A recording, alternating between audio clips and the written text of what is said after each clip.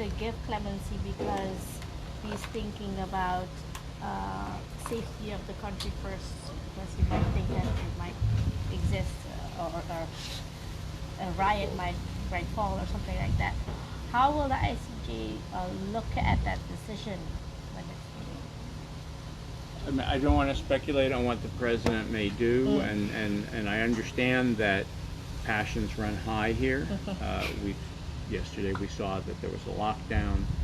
I've read the government's press release. I've read the press release from the NDP, which I thought was very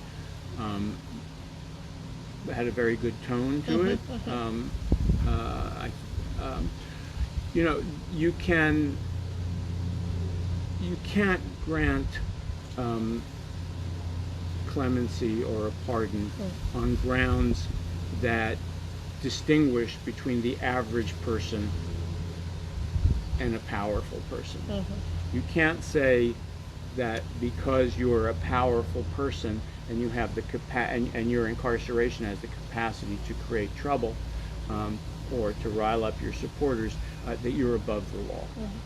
Obviously, if someone is dying, if they're sick, if for other objective reasons they should not go to prison, you know, the law should apply to Bouter's like it would apply to everyone else.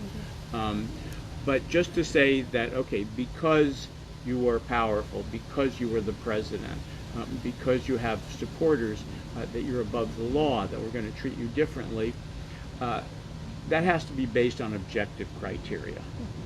I mean, I could see a decision, for instance, not to throw him in with other prisoners. Yeah. Because if it were based on security grounds, not, you know, they say, okay, you don't want him Mixed up with other. You don't want him mixed up with other people because it could be dangerous for him. There are also people who but you have to justify those on objective criteria, not on the fact that he was powerful. Because then essentially you're saying there's one set of laws for the common person and one set of laws for the powerful. Yeah. And it would also violate Suriname's obligations under the Inter-American Convention on Human Rights, which specifically says that pardons and other measures cannot be used to avoid accountability for the worst human rights crimes. But winning this case for the families, what does this mean on international level, human rights wise, for Suriname also? I mean, I don't think the common Surinamese people knows how big of an impact this can have internationally. Yeah, I realized that yesterday when I was talking to people. I mean, this is huge. Suriname has done something of which it should be proud, but that also is an example to the rest of the world. Not a lot of countries have prosecuted their former presidents for human rights crimes. Not a lot of countries would have done this, and I think it really puts Suriname on the world justice map as a country that has done the right thing, that has persevered. Look, in my own country, the United States, leaving aside what's going on today in the United States, but George Bush. But exactly, I have written a book.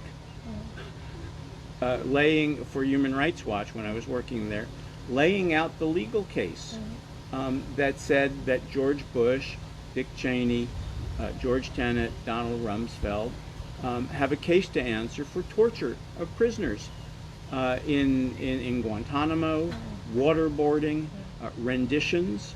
The United States never prosecuted George Bush for those things. It was like, let's turn the page. Yeah. And I think it's proven to be a wrong decision because we see that it creates a sense of impunity. Exactly. Among office holders. But also very interesting during the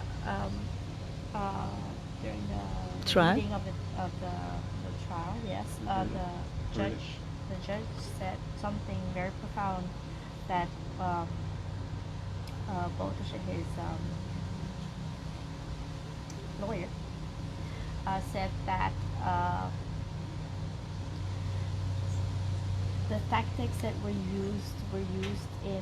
were questioning tactics to get information out of them. Do you think maybe that's why the thing with George Bush did not Went through? went through or something like that? No, I think the reason that there was no prosecution is because presidents are above the law in most places, But- including in. I mean, we'll see now what happens. But I mean, Donald Trump is accused of other kinds of crimes, not accused of human rights crimes, although he could be. When you look at some of the things that happened along the border with immigrants and with migrant children and things like that. Exactly. Yes. Yes. But you know, there is. Okay, not the place here to get into the ins and outs of American law and American politics, but I would say that ever since the Gerald Ford's pardon of Richard Nixon, there's been presidents that have generally been immune. Yeah. But we'll we see if should that be, but we changes. should be proud as a country, a small country Absolutely. in Latin Oh, America no, and the this Caribbean, is that we have achieved such great level of human right that people who committed atrocious crimes, no matter what status you have, you will be prosecuted. This is an amazing achievement for any country, and I think for Suriname should hold its head high right now. That it has done something that very few countries have had the fortitude to do. I think it's a great achievement for Rechtsstaat, for the rule of law, and I wish more people were here to observe this trial and to see how important it was. I mean, there have been articles in the international press. Would have liked to see more journalists from other countries other than Holland be here. Obviously, as Surinamese, you know that you're not the center of international attention. No. But to some degree, today you're the center of a very positive attention around the world. There's an article in Le Monde today. Oh, really? Yes. You know, there have been. I also spoke on Radio France Internationale today. There's been some attention, very positive attention to this. Because But this is also- unique. Yeah, but Because this is unique, and I think I think it really, this is the kind of thing that enhances a country's soft power. You know, I know that when there was a coup in 1980, a lot of people moved out of the country, investments Exactly. and things like that. This is the kind of thing that speaks to the international community. It says we have the rule of law here. We have the rule of law for former presidents. We have the rule of law for businesses. We have the rule of law when we find oil. We have, this is the kind of thing that I think in the long term, even in the medium term, will really benefit the Surinamese people. So people will have trust again in the system. Exactly. And if you look at the diplomatic corps, they have been very carefully watching and observing, but also put out the joint statement congratulating the Rechtsstaat of Suriname in this. Why was it so international wise? Why did it get so much attention because most of the time we Surinamese think, yeah, just a little small country in South America. So why do you think diplomatic wise and international wise did it gain so much attention? This is an unusual event. It's unusual to prosecute human rights crimes by powerful officials. It's even more unusual by a former president.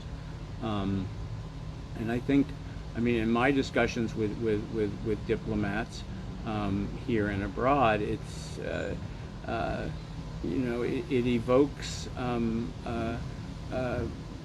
real sympathy for what has happened here, and I think everybody wants to support that. I think if a country like Suriname can do it, and of course many of these countries that have praised it would not do it even themselves. Yeah. But it's an ideal, and Suriname has reached that ideal, and so one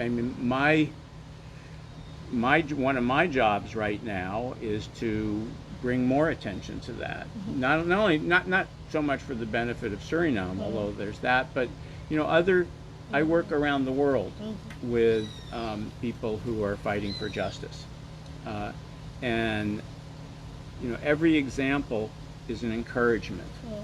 People look at what the family members have done here and their tenacity and their perseverance, and it took them 41 years, but they achieved justice. Yeah. And people around the world are going to say, well, maybe we can do that too. Every example, whether it's in Guatemala, whether it's in Haiti, whether it's in Chad, whether it's in Chile, people say, yes, Pinochet's victims, they fought, they got him arrested.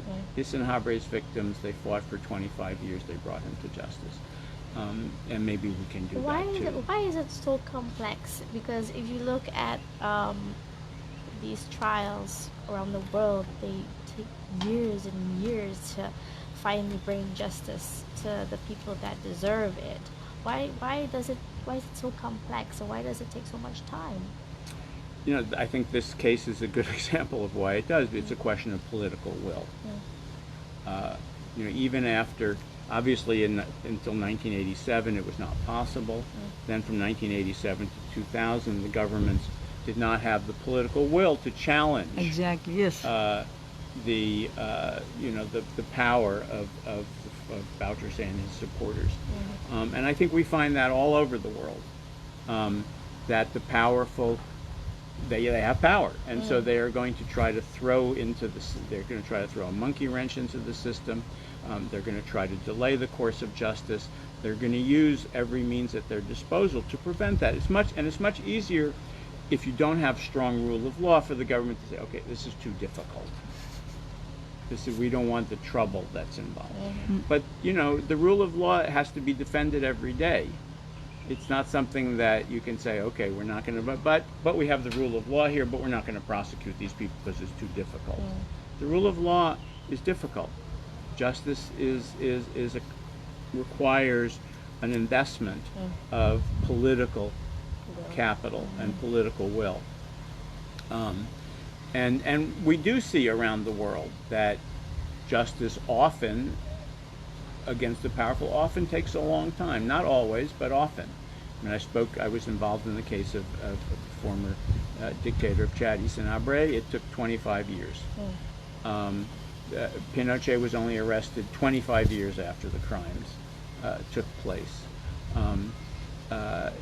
The Khmer Rouge were prosecuted, I think it was over 30 years after the crimes took place in Cambodia.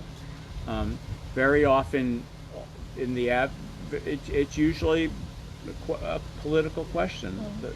It's too difficult.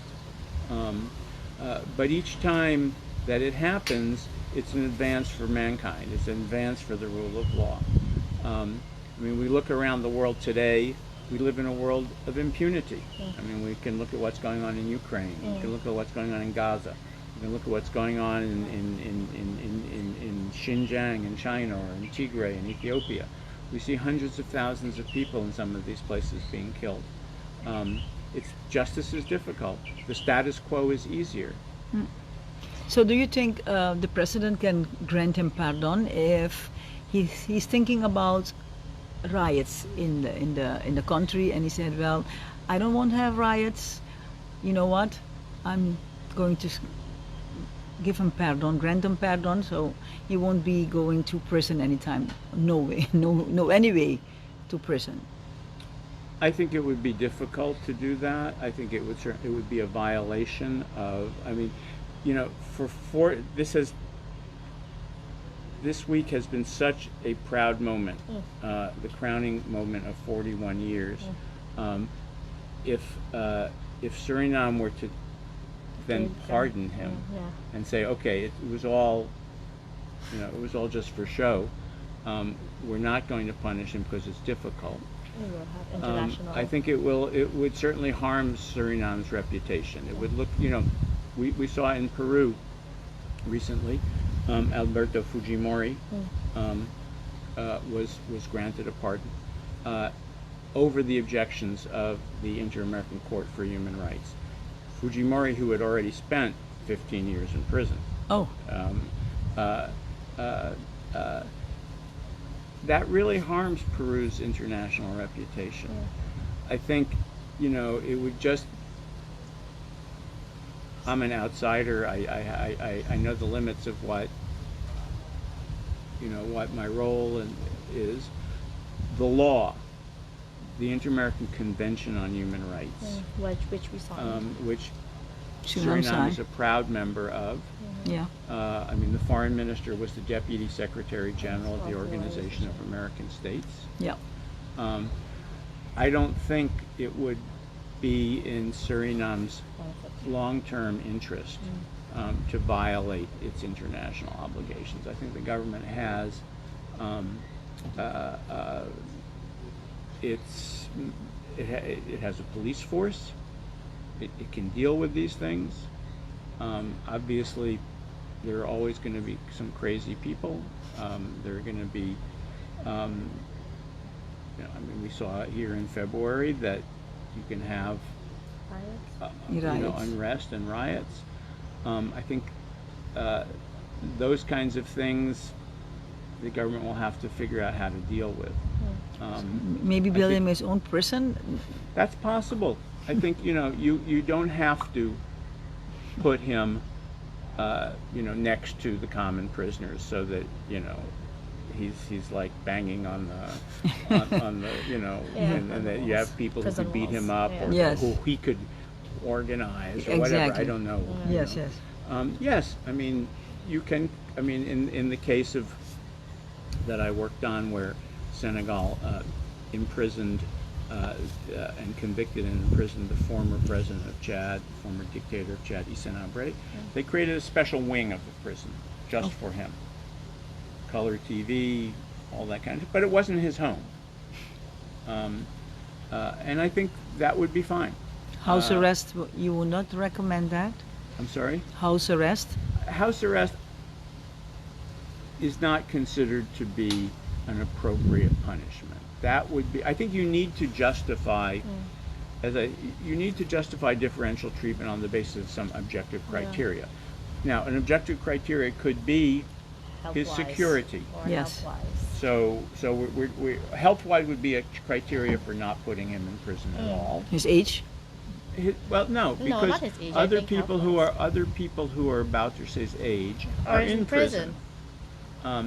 Now, if he's dying, I mean, I was at the NDP rally on Saturday. He's obviously older than he used to be, as we all are. Yes. But he didn't seem like he could not withstand incarceration or detention. But you can say he seems fit. Okay. But you can say, look, objectively, it would be harmful to his security or to good order to put him in this place. So we're going to put him in that place. Yeah.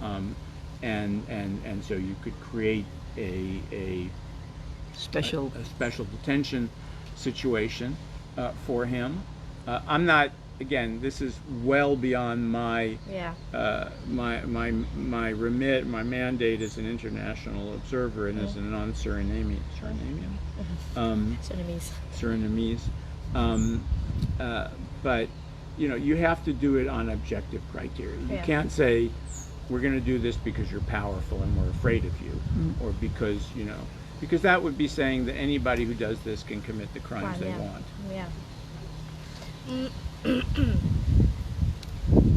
So this week you will further observe how Suriname will do, because there's a whole procedure still that needs to be walked through as I've just heard from the ultimatum, and he stated that The prosecution? the public prosecution or the public, yeah, that's what you call it. Anyway, they have to, they have the mandate to go arrest Bogota, and things are being set in place to work towards that point. People are scared, especially the people that are his sim- his Followers. his followers. His fans. His fans. They really don't want to see that part of their leader being cuffed And arrested. And people are, the general public, I think, is scared with scared of the ramifications that might come from that. How can Suriname navigate, in your point of view, because you've had experiences with other dictators being prosecuted, how do you think Suriname can navigate that part and still keep it peaceful? I'm not a public. I'm not a Surinamese. Surinamese public security expert. I know. I do think you certainly don't want to humiliate him. You don't want him to go through what they do in New York City, where they put the perp walk in front of the. Yeah. I'm sure. I would be surprised if there are not discussions How to? between Bouterse's people and the government as to how this should go down, Yeah. and to do it in a way that doesn't humiliate him. Humiliation is not part of an appropriate punishment, but detention is. So, and I would think, I mean, I was at, what's it called, Osir? Osir. Osir the other day. I mean, I saw he has a lot of supporters. I have to say, I was in many ways pleasantly surprised. I expected a meeting much more resentful in tone.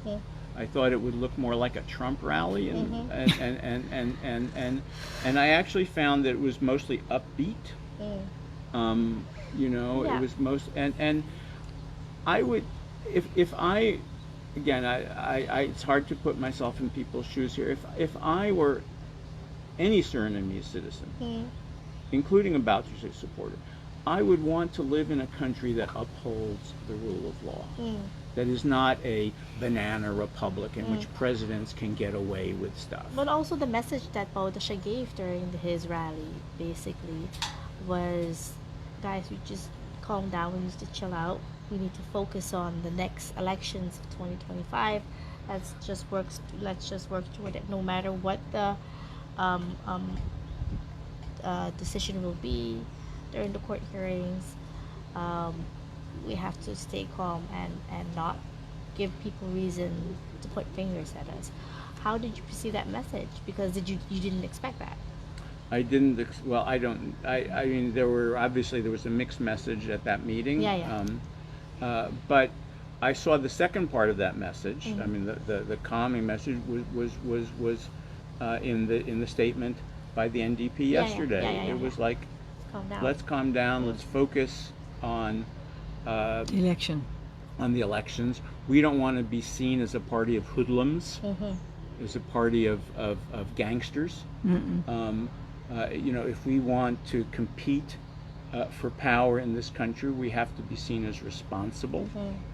And I think that's really a commendable attitude. It wouldn't be the attitude of Donald Trump, right? So what you're saying, the NDP, the head people of the NDP, they treated us very well, very calm, very respectful. I was encouraged by the NDP statement of yesterday. It was a mature statement. It was a forward-looking statement. It was a statement I thought that redounded to their credit Yeah. and spoke well about the future of Suriname. And if Suriname,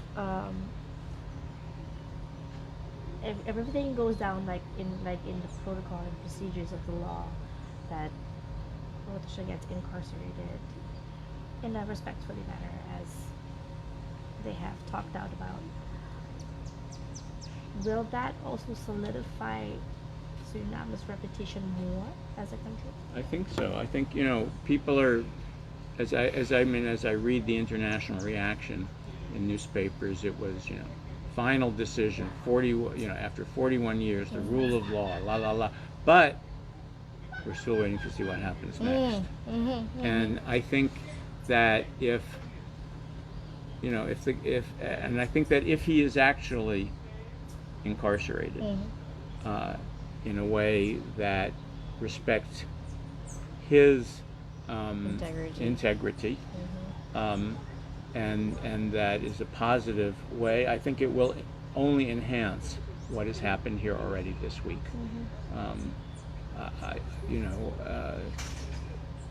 I think already Suriname, people are looking at wow, this country really, they have the rule of law here, they're rechtsstaat. So we need to emphasize that, Yes. that it is very important what happened yesterday, and we as people, we as a country, we should be proud. Yes. Because, like you said, in not many countries we see this, that a former president is being charged and convicted, hoe zeg je dat? Veroordeeld? Convicted. So we should be proud. I think Surinamese people should be very proud of what happened. Any more questions? Do you have any more questions? No? Very clear. It's very The good. same opinion. It is his first time in Suriname. He liked it. He said if it was not for Christmas, he would have stayed longer, right? Should be on the 31st. Yeah, no, but I've got my family. My family there, yes. Next year, bring the family over. Next year. Well, this, I would, the ICJ, as I mentioned, we previously had the former Attorney General Belize was reporting, and he was supposed to go, and then they said December 20th, and from Belize to get here he couldn't have gotten back in time for Christmas and things like that. So they called me 10 days ago. Now it's more than 10 days. It was a Friday of a week ago. And they said, "You want to go to?" And I was I live in Spain. Okay. I was in New York. Oh, so it was easy. No, it wasn't easy. From New York to Miami, and from Miami. There's no flight from Miami. People think there's a flight from Miami. Now, I think just before Christmas they have flights from Miami, but not normally. Okay. And also, I was packed for winter. I had Christmas presents to go back to Barcelona. I had to run down to the Target store and buy My tropical clothes. The first thing I did when I got here is I went down to the market and bought some clothes. I